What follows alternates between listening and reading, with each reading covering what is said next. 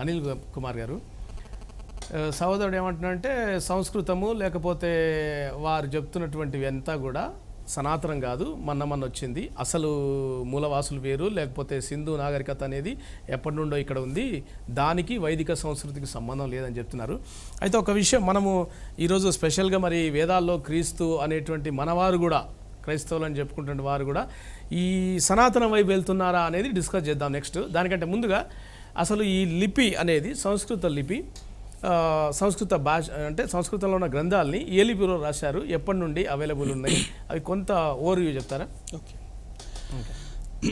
మొట్టమొదట రక్షణ టీవీ యాజమాన్యానికి వందనాలండి. సంస్కృత భాష అని అనగానే మనం మొట్టమొదట భాష అంటే మౌఖికంగా నోటితో మాట్లాడే భాషకి వెళ్ళి చూడాలి. ఏ సంస్కృతి అయినా లేకపోతే ఏ ఒక భావజాలం ఏదైనా ఉంది అంటే దానికంటూ ఒకవేళ భాష అనేది ఉంటే వాటి మూలాలు ఎక్కడ ఉన్నాయి, వాటి మూలాలు ఎక్కడి నుంచి వచ్చాయి అని మనం బ్యాక్ ట్రాకింగ్ చేయాలి. మనం బ్యాక్ ట్రాకింగ్ చేసినప్పుడు మనకి ఏం తెలుస్తుందంటే సంస్కృతానికి జెండ్ అవెస్టా అనే భాషకి, మౌఖిక భాషకి చాలా దగ్గర పోలికలు ఉన్నాయి. వాళ్ళు తెమ్ అమవంతం అంటారు, మన వాళ్ళు తమ్ అమవంతం అంటారు. సో మిత్ర అనే దేవుడు అక్కడ ఉన్నాడు, ఇక్కడ ఉన్నాడు. సో ఈ జెండ్ అవెస్టా అనే భాష ఎక్కడిది అని చూస్తే అది మన ఓల్డ్ పర్షియన్ లాంగ్వేజ్. అంటే ఇస్లాం మతం వచ్చిన తర్వాత ఇరాక్ కానీ పర్షియా కానీ దాన్ని మనం పరిగణలోకి తీసుకోకూడదు.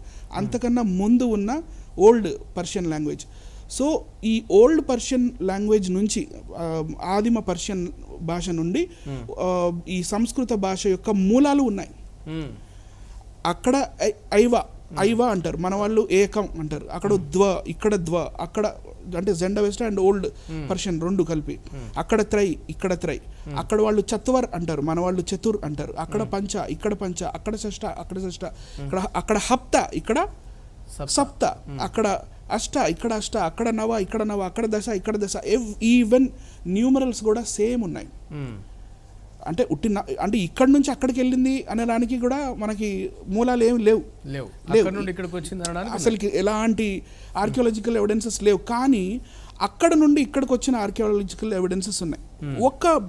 ఒక పర్ఫెక్ట్ ఆర్కియాలజికల్ ఎవిడెన్స్ ఏంటంటే పెర్సపాలిస్ అనే ప్రదేశము, అది ప్రస్తుత ఇరాన్ దేశంలో ఉంది. పెర్సపాలిస్ అనే దాన్ని సైరస్, కోరేషు అనే రాజు కట్టించాలనుకున్నాడు. ఈ కోరేషు ఆర్యుడే కదా. తర్వాత వచ్చిన దర్యావేషు, డేరియస్ I. ఈ దర్యావేషు డేరియస్ I పెర్సపాలిస్లో ఒక ప్యాలెస్ కట్టించాడు.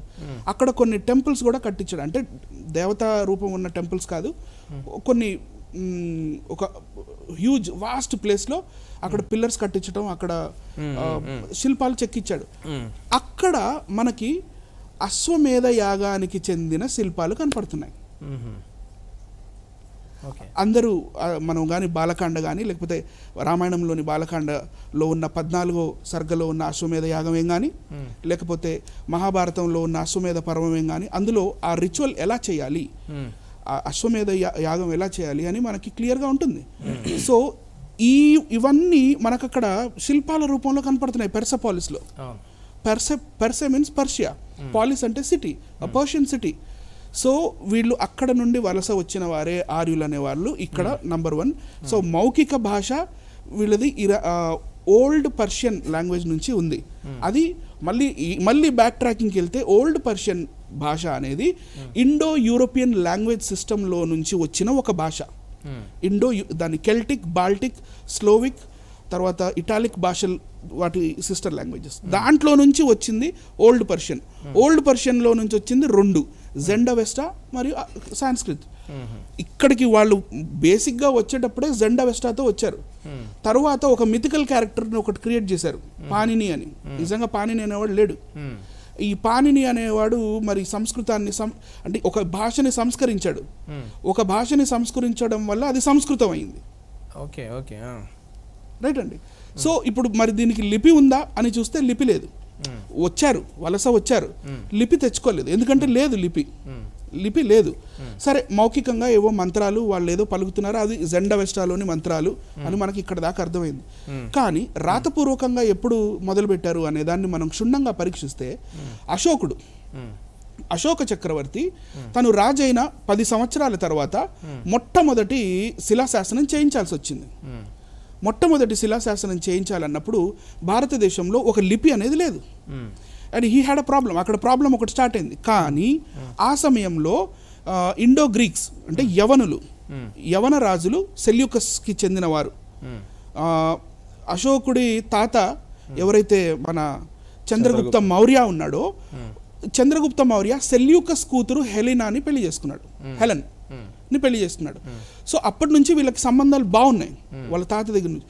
సో కాంధార్, నేటి ఆఫ్ఘనిస్తాన్లో ఉన్న కాంధార్లో కాంధార్ బైలింగ్వల్ ఎడిక్ట్ అంటారు దాన్ని. మనం కానీ కాంధార్ బైలింగ్వల్ ఎడిక్ట్ అని చూస్తే దాని మీద పైన గ్రీక్ భాషలో రాయించాడు అశోకుడు.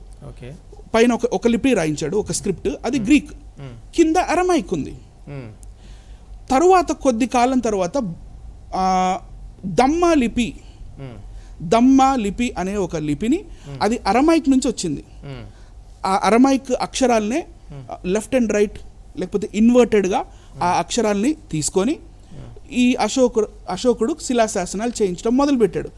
తరువాత కాలంలో ఎప్పుడైతే ఈ మన ఆర్యులు బ్రహ్మ ముఖం నుంచి వేదాలు వెలువడ్డాయి, బ్రహ్మ ముఖంలో నుంచి ఛందస్సు వెలువడింది, ఛందస్సు కూడా ఆయన ముఖంలో నుంచి వచ్చింది. మనం నజబజ జజర, చంపకమాల, సబరణమయవ, భరణ భవ, ఈ ఛందస్సు కూడా అంటే గురువు, లఘువు, యామాత, రాజబానస, లగం అని మనం ఏదైతే పెట్టుకుంటామో ఈ ఛందస్సు కూడా బ్రహ్మ ముఖం నుంచే వచ్చినట్టుగా రాశారు. ఇప్పుడు లిపి లేనప్పుడు మీకు ఛందస్సు ఎలా వచ్చింది అనేది, సరే ఆసు కవులు ఉన్నారేమో, కానీ ఇన్ని లక్షల మంత్రాలు, ఇన్ని లక్షల శ్లోకాలు ఇవన్నీ తరువాత రాయబడినట్టుగా మనకు అర్థం అవుతుంది. సో మనం మళ్ళీ వెనక్కి వెళ్దాం.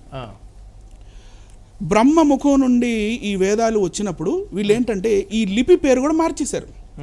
దమ్మా లిపి అనేది కేవలం బుద్ధిస్ట్కి చెందిన బుద్ధిస్ట్ వాంగ్మయం రాయబడిన లిపి. అది ఈ దమ్మా లిపిని వీళ్ళు బ్రాహ్మీ లిపి అని పేరు పెట్టారు. తర్వాత దీన్ని కూడా ఇందాక హైజాక్ చేశారు. ఇందాక నవీన్ అన్న గారు చెప్పినట్టుగా. So and I have that book with me, నేను తీసుకొచ్చాను ఈరోజు. చూడొచ్చు, బ్రాహ్మీ లిపి. ఇది యాక్చువల్గా బ్రాహ్మీ కాదు, దీని పేరు యాక్చువల్గా దమ్మా లిపి. ఈ దమ్మా లిపి మనకి కొండల మీద కనపడతాయి, రాళ్ల మీద కనపడతాయి, తర్వాత పిల్లర్స్ మీద కనపడతాయి, కేవ్స్ లో కూడా రాయించాడు. ఈ బుద్ధిస్ట్ రాజులు ఎవరైతే వచ్చారో, కానీ దీనికి ఒక ఎండ్ అంటే ఒక చిన్న కామా పడింది, ఒక గ్యాప్ వచ్చింది. ఎప్పుడైతే పుష్యమిత్ర శుంగుడు ఆఖరి మౌర్య రాజు అయిన బృహద్రథ మౌర్యుణ్ణి వెన్నుపోటు పొడిచి చంపేశాడో పరేడ్లో, అక్కడి నుండి మళ్ళీ ఇతను బ్రాహ్మణుడు పుష్యమిత్ర శుంగుడు. సో అక్కడ కొంచెం గ్యాప్ వచ్చింది. మొదటి శతాబ్దం తర్వాత నుంచి ఎన్నెన్నో రాయాల్సి వచ్చింది. ఎందుకంటే బాగా యుద్ధాలు జరుగుతున్నాయి ఇండో గ్రీక్స్కి, సకులకి, ఇండోసిథియన్స్కి. సో ఇక్కడున్న కొంచెం ఇది నాలెడ్జ్ ఏదైతే ఉందో అది రాయాలి.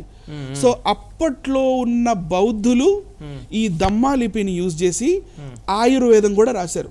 ఆయుర్వేదం సనాతన ధర్మం అనుకుంటున్నారా? కాదు.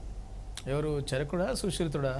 అవన్నీ లేటర్ ఎడిషన్స్. అవన్నీ ఇప్పుడు ఆయుర్వేదం అనేది మనకి బవర్స్ మ్యానుస్క్రిప్ట్స్, BOWER, ఎవరైనా గూగుల్ చేసుకోవచ్చు. బవర్ మ్యానుస్క్రిప్ట్ అని చూస్తే ఈ మ్యానుస్క్రిప్ట్స్ మనకి సిల్క్ రూట్ నుంచి బౌద్ధులు ఇండియా నుంచి పారిపోయే ఆ సమయంలో అక్కడ ఒక బౌద్ధ స్తూపంలో దాచిపెట్టారు. అవి తర్వాత కాలంలో దొరికాయి. సో ఇలా కనపడుతున్న వల్ల ఇది మాది అని నేనేమంటానంటే ఆర్యనైజేషన్ ఆఫ్ ఇండియా అంటాను నేను.